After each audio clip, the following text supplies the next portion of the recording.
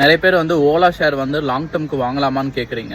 அதுக்கு நான் ஒரு எக்ஸாம்பிள் சொல்கிறேன், அதுக்கப்புறம் நீங்களே டிசைட் பண்ணிக்கலாம். இப்போ ஓலாவோட மார்க்கெட் கேபிட்டலைசேஷன் பார்த்தீங்கன்னா 60,000 crores இருக்குது. ஹீரோ மோட்டார் காப்போட மார்க்கெட் கேபிட்டலைசேஷன் பார்த்தீங்கன்னா 1 lakh crores கிட்ட இருக்குது. இப்போ பார்த்தீங்கன்னா ஓலா வந்து ஹீரோ மோட்டார் காப்போட மார்க்கெட் கேபிட்டலைசேஷனில் பாதி இருக்குது.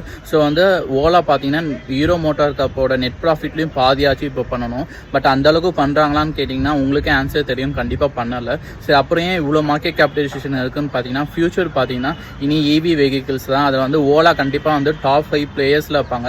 கண்டிப்பாக அவங்க வந்து நல்லா பெர்ஃபார்ம் பண்ணுவாங்கன்னு ஒரு மைண்ட் செட்டில் தான் எல்லாரும் கண்டிப்பாக ஓலா ஷேர்ஸை வாங்கிட்டு இருக்காங்க.